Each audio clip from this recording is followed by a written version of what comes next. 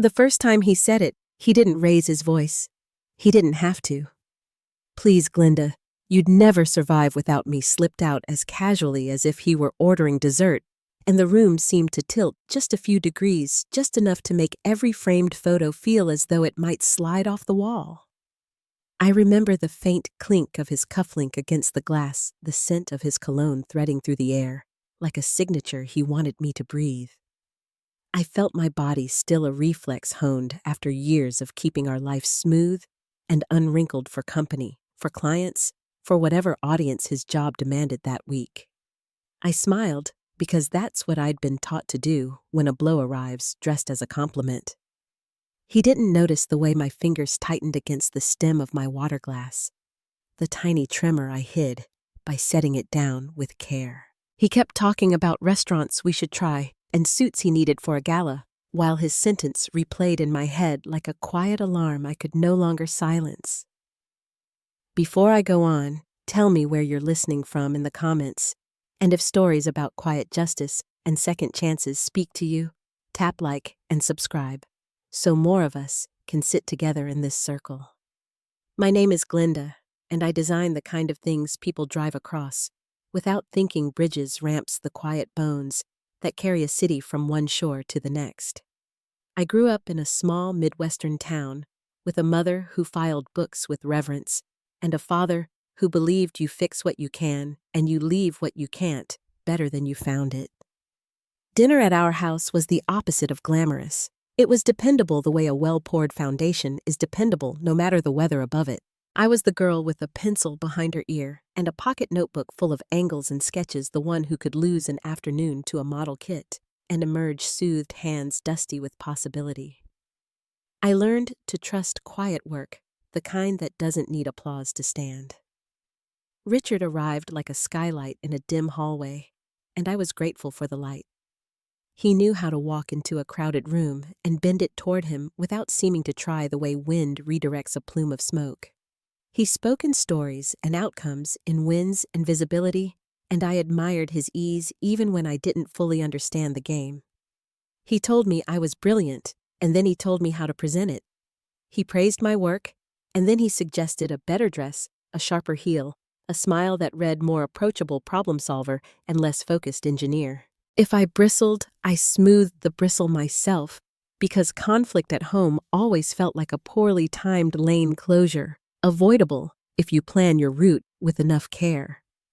I told myself it was love adjusting itself to fit the way trusses settle under their load and find equilibrium. When he moved into my apartment, his world came, with him sleek decanters, brass lamps that photographed well, and a wheeled cart for effortless entertaining that never once felt effortless to me. He reorganized the kitchen with the confidence of a foreman declaring the old layout inefficient, while he slid the knives into a magnetic strip and banished my mismatched mugs to a donation box. Our weekends shifted too. My coffee dates with college friends were replaced by rooftop gatherings where strangers hugged me like we'd shared a childhood, and someone always seemed to be angling for a contact, a mention a step up, another social stare. If I missed the small comfort of familiarity, I swallowed it with the appetizers. He called this transformation, elevating our life, and I nodded because the path of least resistance is wide and well lit when you are tired. The only door he didn't open was the one to my spare room, where a folding table held a patient city of beams and cables in miniature. I worked there when the house fell silent, sanding edges threading the fine lines of suspension like stitching through a wound. Richard teased me for it. "Your tiny bridges," he'd say with a grin. But there was always something in his tone that felt like a finger on my forehead, keeping me at arm's length from my own joy. I told myself it didn't matter, that not everything had to be shared to be real. Still, I noticed how my shoulders dropped the moment the latch clicked behind me, and the world shrank to the gentle scrape of paper against wood. I wish I could say the trouble announced itself with fireworks. But it was quieter than that, more like hairline fractures that only reveal themselves when the sun hits at a certain angle. He corrected the way I told stories in front of his colleagues, not unkindly, just enough to make me hand the floor to him next time. He replaced the soft sweater I loved with something sharper and said, "Trust me, it communicates more." He called my comfort holding back, and my preferences bad habits. And it was easier to pretend he was right than to learn the feel of my own no. I told myself that every relationship is a negotiation, that compromise is love in work boots. And besides, look at our photos, we looked like a win. The day the email arrived from our European office, the subject line glowed like a dawn I hadn't dared to imagine.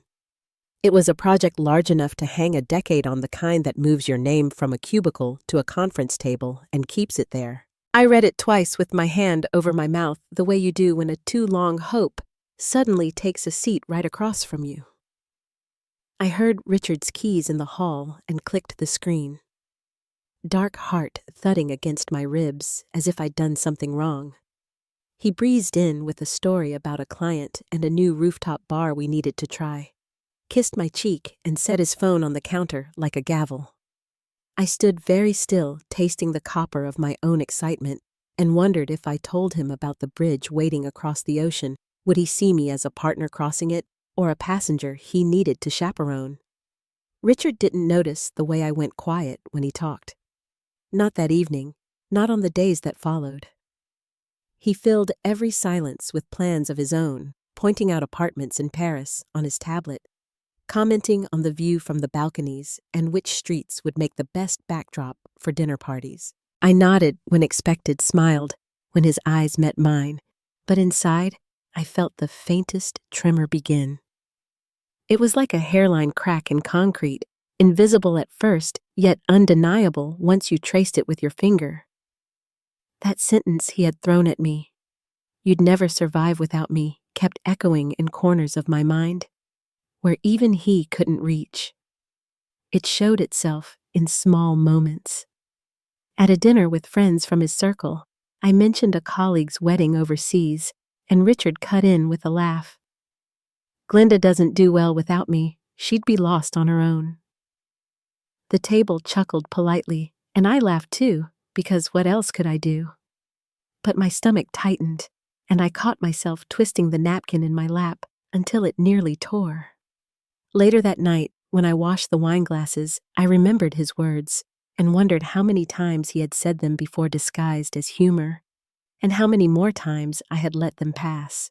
There was another night when he hovered by the doorway of my workshop holding his glass of red wine while I adjusted the cables on a small suspension model.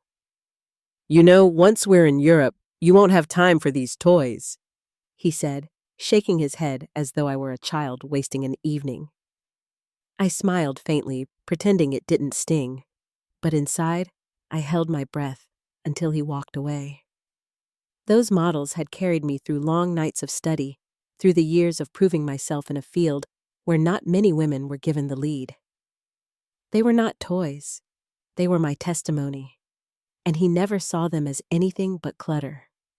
By day, his control was polished, effortless, dressed in the language of improvement. He chose my dresses for events, smoothing the fabric against my shoulders and calling it presentation. He whispered reminders at my side before meetings with his contacts, suggesting when to speak and when to simply smile. Outwardly, it looked like partnership. To anyone else, it might even have looked like love. But I knew better. Love does not require a script, and I was growing tired of repeating lines I never agreed to speak. I found myself slipping into silence more often, not because I lacked words, but because I feared what would happen if I used them. Confrontation with Richard was never shouting or slammed doors. It was the sigh, the arched brow, the patient lecture about how I was limiting myself. It was being told that I should be grateful for his guidance, as though my own judgment was something fragile and unreliable.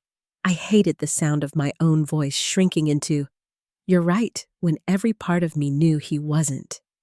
It became clear when my sister Maya visited one weekend.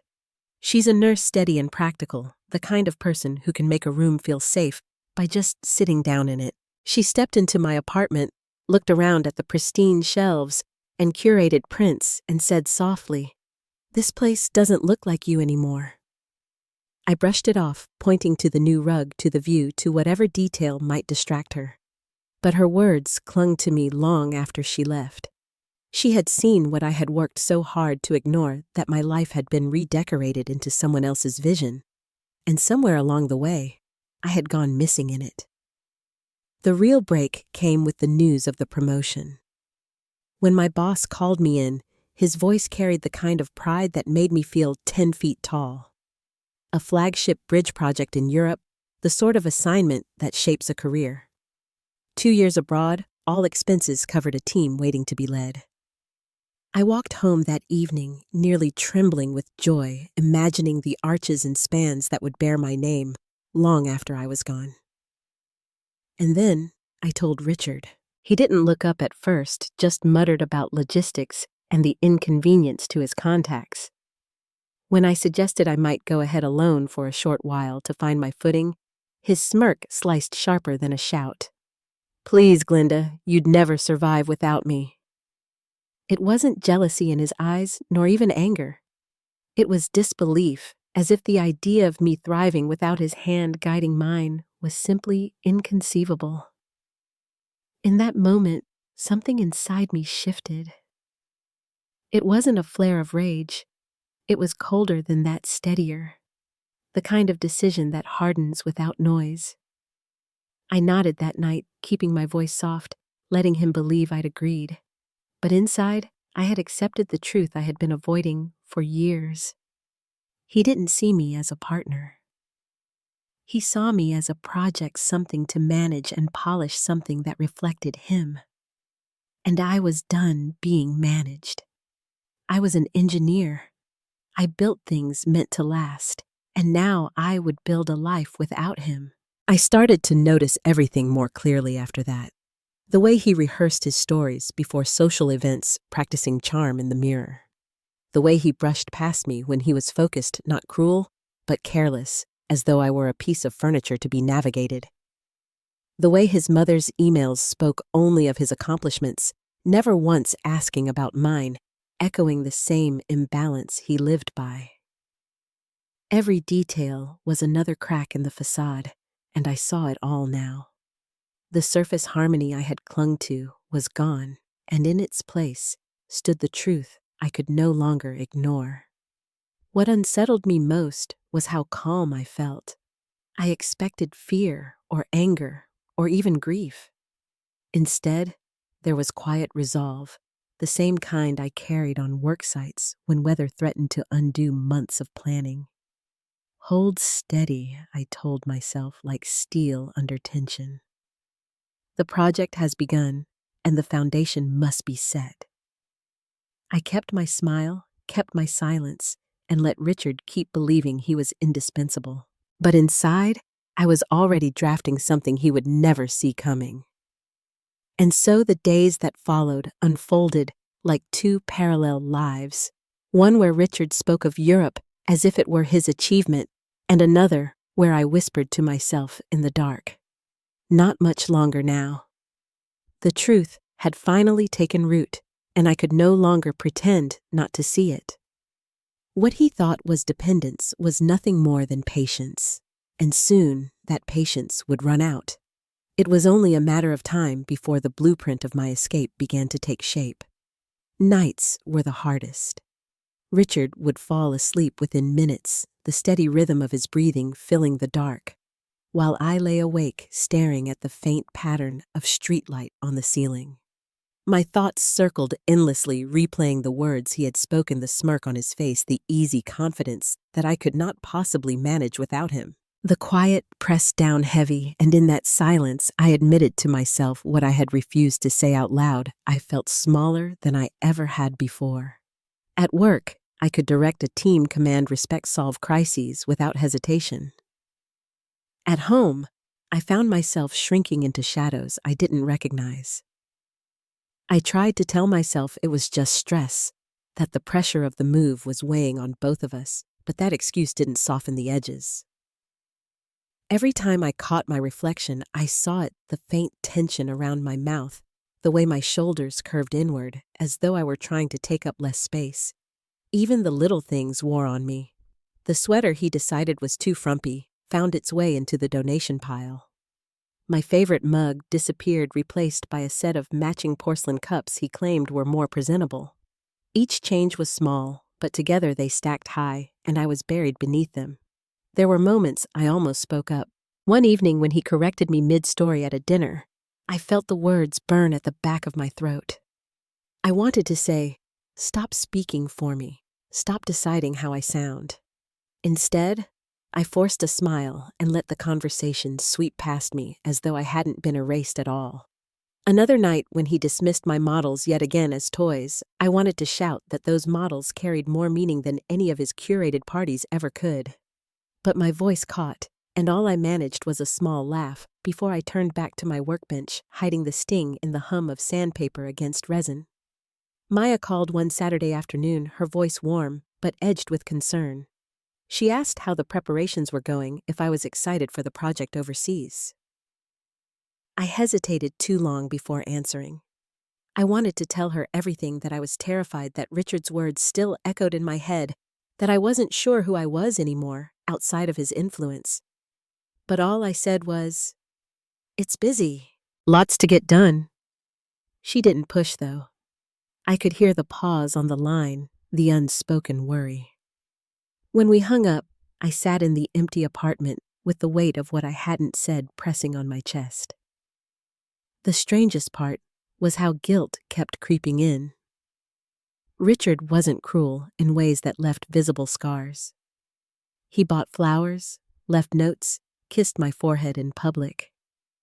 He knew how to look like a good man, and sometimes I almost convinced myself he was. When I thought about leaving, even if only in whispers to myself, the guilt was quick and sharp. Who was I to complain when so many women had it worse? Who was I to want more than what I had? But then I would hear his voice again, that smug certainty that I couldn't possibly stand without him, and the guilt would burn into anger. I leaned on my models more than ever in those weeks. Late at night, I'd sit cross-legged on the floor of my workshop, carefully threading cables through the frame of the Golden Gate miniature. My hands shook sometimes, not from the delicacy of the task, but from the quiet storm in my chest. Each beam I glued felt like a reminder, a piece of proof that I could create something solid, something lasting with my own two hands. When I finished a section and stepped back to admire the structure, it felt like breathing again, like reclaiming a corner of myself Richard couldn't touch. Still, the pain seeped through in ways I couldn't always hide. At the office, Andrew asked if I was sleeping enough. He said I looked drawn, and I laughed it off with a comment about deadlines. At home, Richard's friends noticed nothing. They clinked their glasses, shared their stories, and Richard steered the spotlight as always.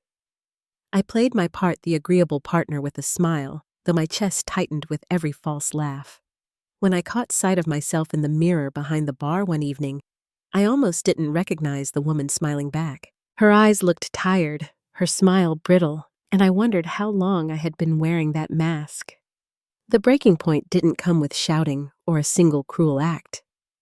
It came in the smallest of moments when I realized I had stopped reaching for my own opinions. I caught myself waiting for Richard's cue before speaking, even in my own home, and the realization hollowed me out. I sat at my desk that night, hands resting on a stack of blueprints, and whispered, "This isn't me." The words sounded strange, like hearing an old friend's voice after years apart. I said them again, louder this time, until the truth settled in my bones. This wasn't me, and I couldn't keep living like it was. I didn't confront him, not yet. The thought of his dismissive sigh, the inevitable lecture, felt too heavy to face. Instead, I folded the truth into myself, a secret vow I carried quietly. I smiled when he suggested new suits, nodded when he mentioned farewell parties, laughed at the right moments. but inside, I was holding something firmer. I had seen the cost of silence, and I couldn't ignore it anymore. My patience had reached its limit, and though he didn't know it, I was already pulling back piece by piece, reclaiming space in my own mind. The nights remained long, but they began to feel different. Instead of lying awake with dread, I lay awake sketching outlines in my mind, not of bridges or towers, but of a future without Richard. The thought frightened me, but it steadied me too. For the first time in years, I could see the possibility of living by my own design, not his. I held on to that image even when doubt tried to creep back in, even when guilt whispered its familiar tune. Because somewhere beneath all the fear and exhaustion, I had finally admitted the truth. I wasn't broken. I was waiting.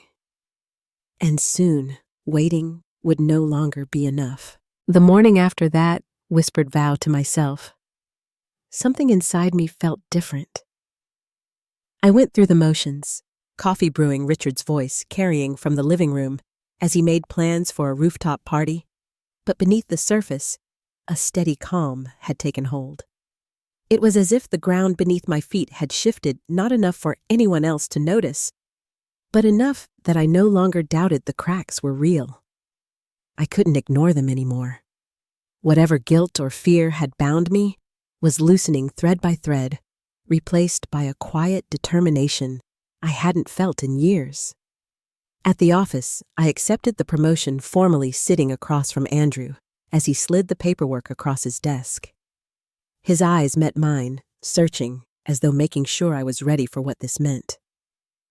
"This is big, Glinda," he said, voice even but warm. I nodded, feeling the words catch in my throat. "I know," I answered, "and I want it." He gave a small smile, a look of recognition that went deeper than professional pride. I asked for discretion, explaining only that my personal situation was complicated. He agreed, without hesitation, telling me the relocation team would handle every detail quietly. Walking out of that office, holding the folder under my arm, I felt the weight of a new beginning pressing against my chest. That evening, I came home to find Richard sprawled on the couch, tablet in hand, pointing out neighborhoods in Paris. "We'll want to be close to the river," he mused, something with history character. I leaned over his shoulder, my smile fixed my heart steady. He thought I was standing beside him in this plan, when in truth, I was already moving beyond him. It was surreal, like acting in a play, where the audience knew the ending, but the other actor hadn't read the final page. He didn't notice the way I studied his face, memorizing the lines of arrogance that had once seemed like confidence. For the first time, I felt no pull to argue or to please. I just let him talk, knowing the truth was mine alone. In the weeks that followed, I lived in two separate worlds. By day, I was an engineer, preparing for a monumental project overseas, securing details with the relocation team, and setting the pieces in place for a clean transition. By night, I was Richard's partner in appearance, nodding as he spoke about farewell dinners, agreeing to plans that would never happen. It was an odd balance, exhausting, yet empowering, like holding two blueprints side by side, one false one, real. The false one would fade soon enough. The real one was etched deeper with every decision I made. Maya called again one afternoon, her voice lifting me out of the fog. She asked if I was still excited, if I had told Richard yet. I hesitated, the pause stretching long enough for her to notice. "Glinda," she said gently, "are you sure you're all right?" I swallowed hard, choosing my words with care. "I'm figuring it out," I told her, "but I think I finally know what I need." She didn't press, but the silence that followed carried her quiet support. I clung to that call like an anchor proof that I wasn't entirely alone in this. The closer we came to August, the more Richard's confidence grew. He told everyone in his circle about our move, spinning it as an adventure. He had orchestrated an opportunity that would elevate us both. He beamed when they offered congratulations, and I smiled beside him. The practiced mask never slipping, but inside something hardened each time. His version of the story left no room for me, no recognition that this was my achievement, my work, my future. It was as though he had convinced even himself that I was only along for the ride. And maybe that was what finally sealed it for me, the realization that he would never see me as anything but his reflection. Late at night, when the apartment was quiet, I packed small things into boxes, labeling them discreetly. My hands moved with the same precision I used on job sites, each piece placed with care, each step deliberate. I rehearsed timelines in my head, fitting them together like beams in a structure, checking for weaknesses. It wasn't fear driving me anymore. It was resolve. I had waited too long, let myself be diminished piece by piece, but not anymore. This time, I was building something for myself, and every hidden box, every silent arrangement was a step toward freedom. One evening, as I wrapped the delicate frame of the Sydney Opera House model, Richard appeared in the doorway. He swirled a glass of wine and watched me, that familiar smirk tugging at his mouth. "Still with those little projects?" he asked. I forced a smile, answering softly, "Just making sure they're safe." He chuckled, shaking his head. "Adorable, but once we're in Europe, you won't have time for that." I nodded, letting him think he was right. Inside, though, his words no longer stung the way they once did. They rolled off me like water on stone because I already knew he would never step foot in Europe by my side. The shift was complete now. Where I once felt guilt, there was clarity. Where fear had kept me quiet, resolve guided my silence. I could no longer ignore the truth. I had outgrown the role he had written for me. I was no longer waiting for permission or validation.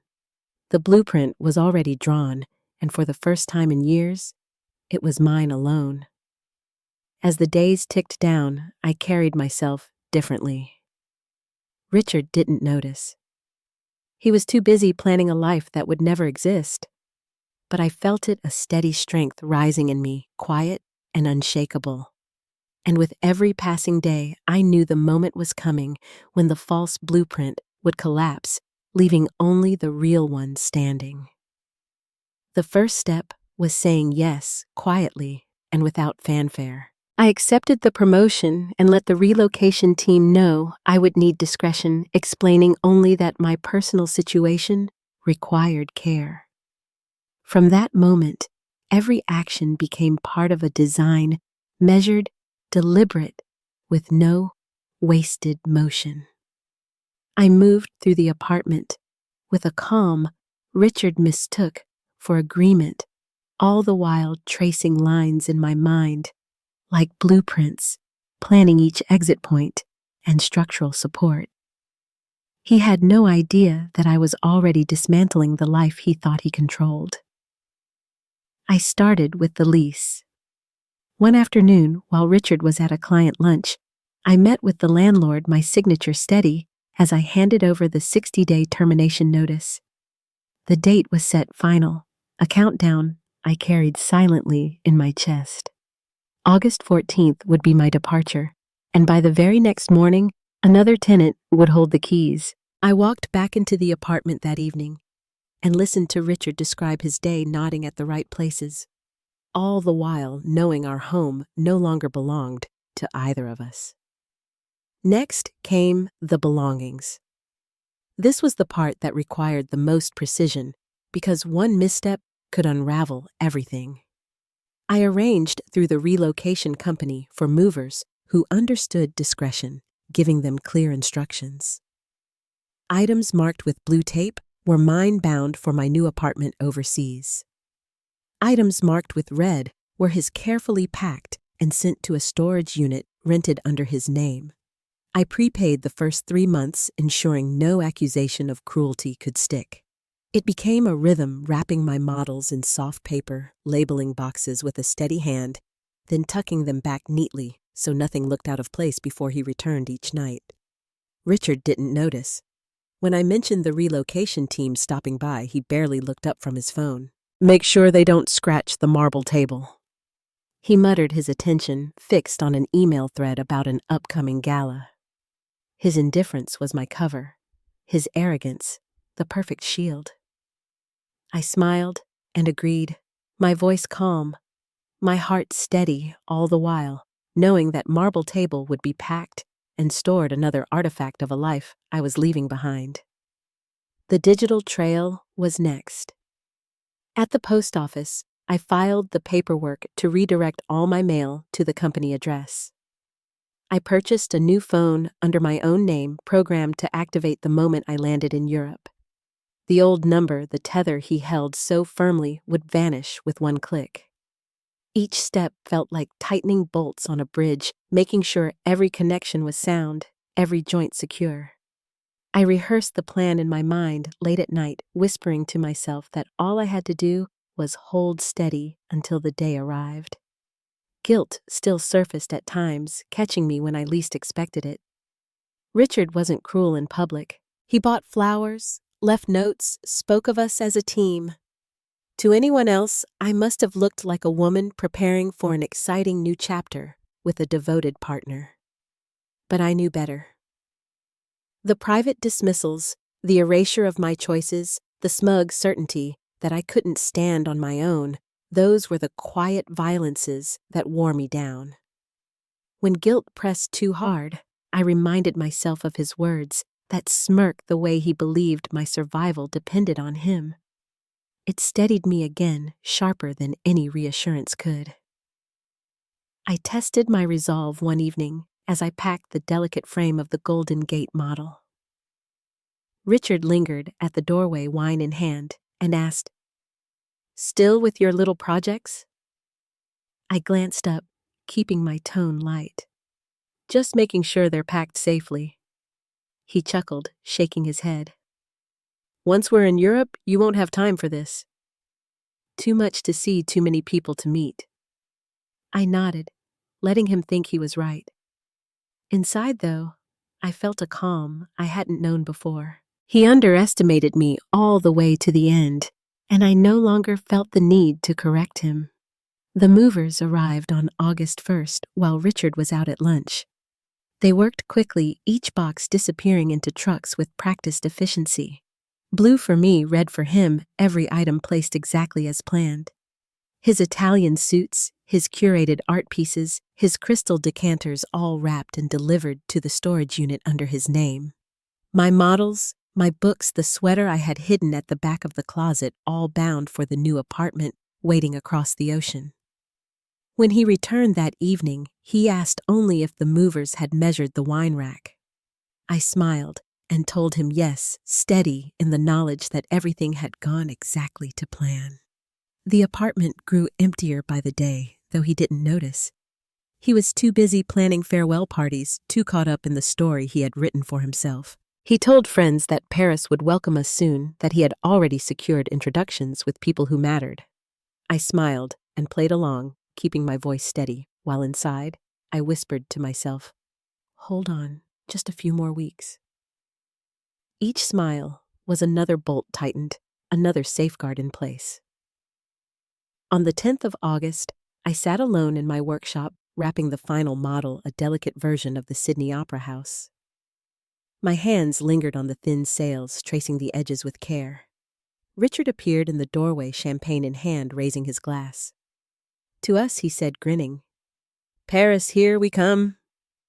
I lifted my glass to my lips, smiling as though I shared his excitement. I didn't drink. He thought I was celebrating our beginning, but I knew I was already at the end. The days that followed blurred together, a quiet march toward freedom. The apartment emptied, the paperwork was confirmed, and the flight was set. On the morning of August 14th, Richard dressed for what he called our farewell brunch, kissing my cheek before promising to be back by 6 so we could head to the airport together. When the door closed behind him, the silence filled every corner. I walked through each room one last time, the walls bare, the shelves empty. My passport and ticket rested in my bag, the plan complete down to its smallest detail. At 4 o'clock, I stood in the living room, the space echoing around me, and sent the final message. I told him where his belongings were stored, attached a photo of the key and access card, and wished him well. Then I dropped the phone into a recycling bin downstairs, severing the last tie. By the time he returned, expecting to collect me for the airport, the door would open to a stranger, the new tenant already settled. His confusion, his indignation, his voice rising in disbelief, I would not be there to see it. At 6:30, I would already be boarding, watching the city shrink to lights in the distance. As the plane taxied down the runway, I leaned against the window, feeling something I hadn't known in years. Not rage, not triumph, but a quiet calm, deep and unshakable. I closed my eyes and whispered to myself, "You said I couldn't survive without you. Watch me." And though the sky ahead was uncertain, I knew I had already crossed the most important bridge of my life. The real test would come once I landed, but for the first time in years, I was ready. The first morning in Europe felt like stepping into an entirely new life. I woke in a furnished apartment, arranged by the relocation team's sunlight, filtering through tall windows, the hum of traffic faint in the distance. No calendar alerts on Richard's phone, no reminders of parties I didn't want, no sighs about my clothes or my cooking, just me, strong coffee, and a city waiting to be walked. For the first time in years, I belonged only to myself, and yet the quiet was not without weight. Freedom carried its own echoes. 2 days later, those echoes found me in the form of an email. I had kept my old account open just long enough to monitor the aftermath, though my new number and work email were clean slates. His first messages arrived blistering demands, accusations, long paragraphs insisting that I had humiliated him. By the end of that first night, the tone shifted. "We can fix this," he wrote. "I'll forgive you if you come back." Reading those words, I felt a sharp mix of anger and disbelief.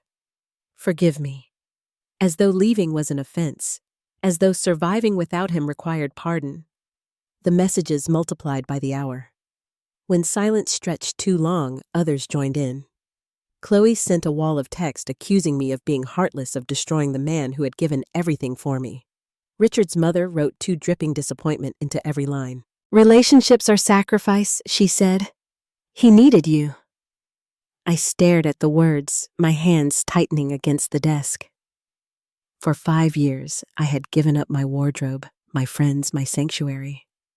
I had given and given until there was nearly nothing left of me. And still, it wasn't enough. Their version of sacrifice was one-directional, and I was done with it. The most chilling attempt didn't arrive by email, but through my company. Andrew called me into his office with a careful look on his face. He explained that a woman had phoned, frantic, claiming there was a medical emergency with my mother. She demanded my new address and contact numbers, insisting it was life or death. My stomach dropped because I had spoken to Mom just that morning. She was fine reading by the window, telling me about her garden. The caller had given her name as Bianca, a woman Richard had once dated, someone I hadn't thought of in years. Whether it was her or Richard feeding her the lie, it was clear he was willing to use anything, even family emergencies, to claw his way back into my life. Andrew assured me that the staff had followed protocol and released nothing but the warning was there. My absence had not silenced him. It had driven him into desperation. That evening, I sat by the window of my apartment, city lights shimmering below, and tried to steady my breath. This wasn't just anger anymore. This was danger. Richard had crossed into something darker, something that sought to pull me back, no matter the cost. The fear was real, but alongside it came resolve.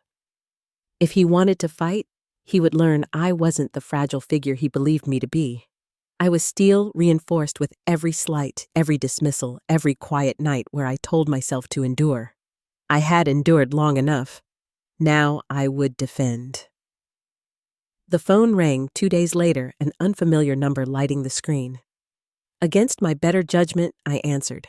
Chloe's voice snapped sharp on the line.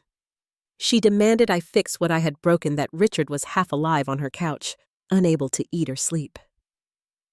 I let her talk, steadying myself, then answered with a calm she didn't expect. I told her his life was his own responsibility, that his belongings were safe, that he had the key and the access. I reminded her that his attempt to manipulate my company had been documented. If he tried again, it would not be me answering, but legal counsel. Her silence crackled through the phone. She hadn't known. I ended the call with finality, my hand trembling as I set the phone down. But the tremor wasn't fear anymore. It was release. For the first time, I had spoken truth without softening it, and I hadn't bent under her pressure. Still, Richard's persistence found new paths. 3 weeks later, a letter arrived forwarded through corporate legal. A formal claim from his attorney, thick with accusations.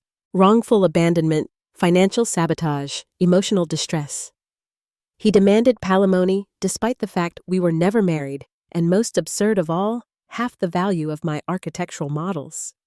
The same models he had mocked for years as dusty toys were now jointly owned art assets of significant worth.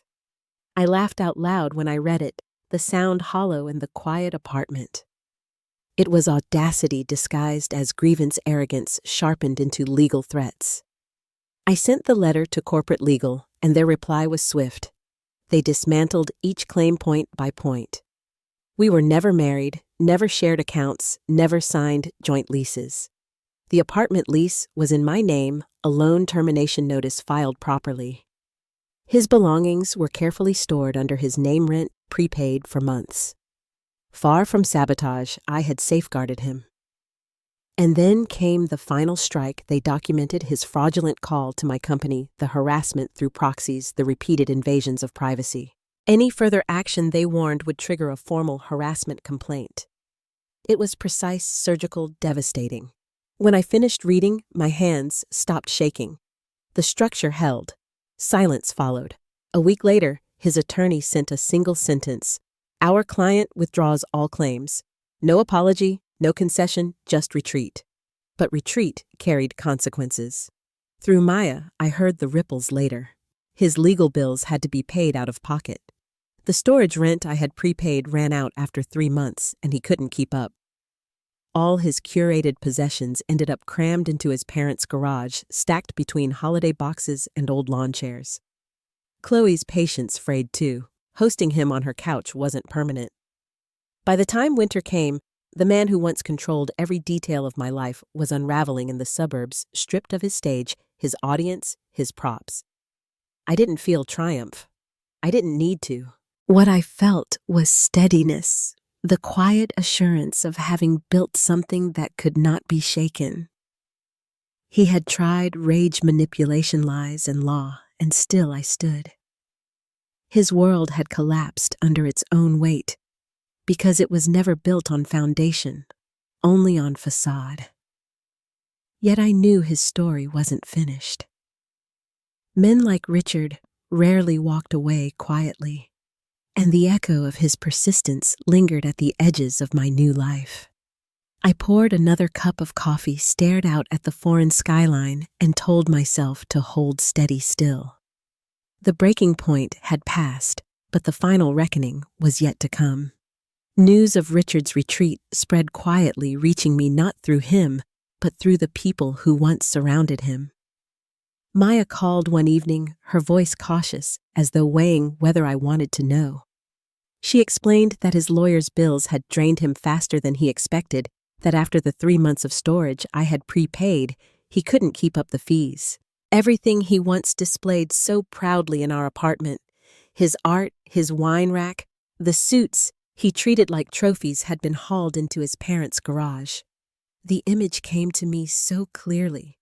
Those objects stacked between plastic tubs of holiday decorations and dusty lawn chairs, the centerpiece of his carefully curated world reduced to clutter in a suburban corner. Maya hesitated before adding that Chloe's patience had run out too. Her couch, once the stage for his despair, was no longer available. She had told him to leave after weeks of listening to the same story on repeat, his voice full of blame but never ownership. By then, his circle of friends had grown smaller, people stepping back as the shine wore off. Without parties to host or connections to offer, he was simply a man unraveling, and even those loyal to him grew tired. Listening to Maya, I didn't feel the triumph I thought I would.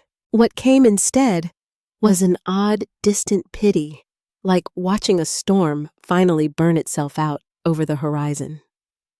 At work, the pace of the project consumed me.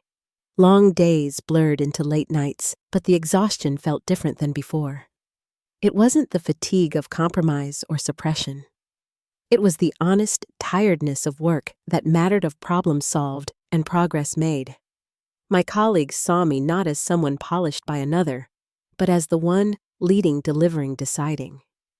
The respect was quiet but steady, and it nourished me more than I realized I needed.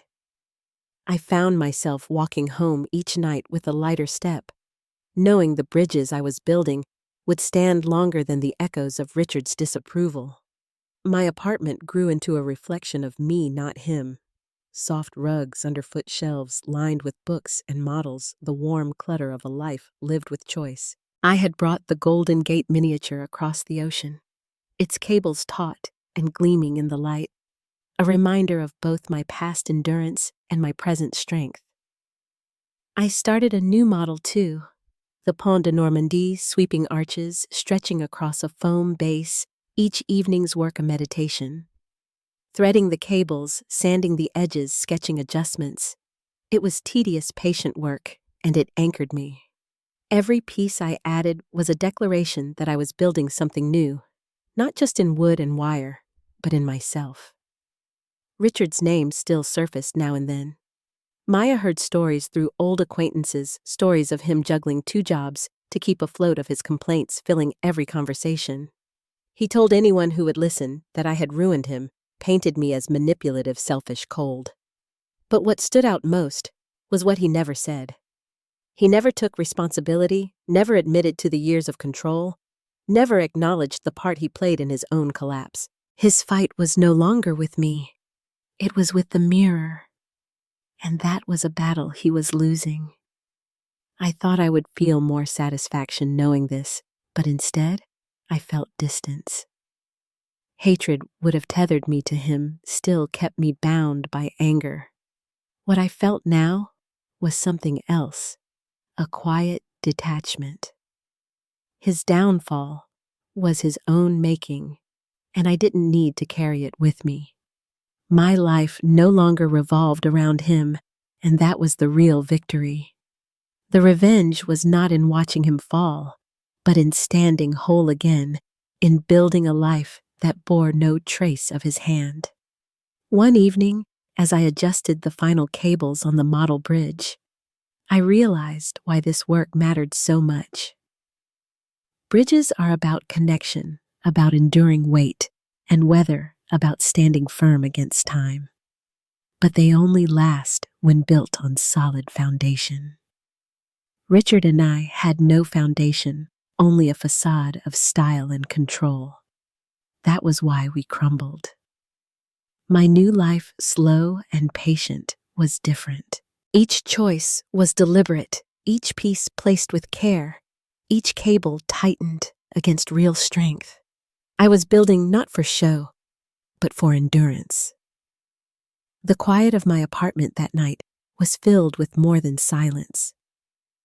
It was filled with peace, with the steady hum of a life reclaimed. Richard had once told me I couldn't survive without him.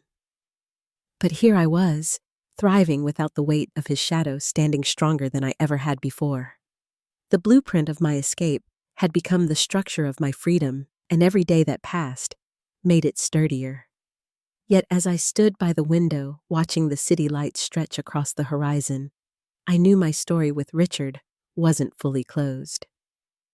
His voice, though distant, still carried through others. His bitterness lingered, and the echoes of his interference had not gone completely quiet. The collapse of his world had come, but there remained one final reckoning, one last test of whether he would let go or whether I would have to make sure he could no longer touch mine. The last time I heard Richard's name was in passing through Maya. She mentioned it almost offhand, the way you might comment on the weather. He was still drifting, still telling anyone who would listen that I had ruined him. But his voice carried less weight now, even among those who once believed him. Without his stage, without the polished life he curated, he had become another man, complaining at the edges.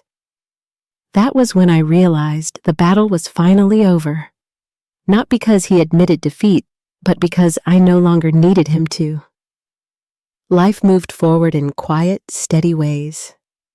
My apartment grew into a reflection of who I truly was, not what someone else wanted me to be. Sunlight pooled across the shelves where my models stood proudly, each one a testament to patience and endurance. The Pont de Normandie dominated the corner, still unfinished but beautiful in its rise. Every evening I spent threading cables or sketching adjustments, reminded me that resilience is built piece by piece. What Richard once dismissed as childish had become the clearest symbol of who I was. Steady hands, quiet persistence, and strength that didn't require permission. At work, the bridge project flourished. The pace was relentless, but it filled me with energy rather than dread. I was leading now, not shadowed, not second-guessed. My colleagues respected me for my voice, my vision, not because I fit an image someone else curated. I walked into meetings with confidence, not because Richard had dressed me for them, but because I knew the worth of my own ideas. Each day I spent on that project felt like reclaiming another part of myself, another step further from the years I spent being diminished. Richard's downfall reached me in fragments. His possessions scattered, his circle of friends gone. His pride reduced to complaints no one wanted to hear. He had mistaken control for love and image for foundation, and when I left, everything collapsed. I thought I would feel satisfaction watching from afar, but what I felt instead was distance. Hatred or triumph would have tied me to him still. Pity was lighter, and distance was freedom. The storm that once terrified me was now just a memory of thunder. What surprised me most was how whole I felt. 6 months after leaving, I could sit by my window with a glass of wine watching the city lights and feel at peace. The silence no longer pressed in, it soothed. I didn't measure myself by what I had escaped, but by what I was building. My models, my work, my friendships. Even the simple joy of a morning unshaped by someone else's demands, all of it reminded me that dignity isn't restored in a single act of defiance. It's reclaimed slowly, day by day, by choosing to live as yourself again. Looking back, I see now that my revenge was never really about punishing him. It wasn't about watching his world fall apart or hearing the stories of his struggle. My real revenge was in proving to myself that I could thrive without his scaffolding, that I was never fragile steel, but reinforced concrete. Every step I took away from him built the life I have now, a life that is mine alone. And that is the justice I will carry forward. If there is a lesson in all of this, it is that love without respect is not love at all. Control is not care, and silence is not peace. We are stronger than the stories others try to write for us.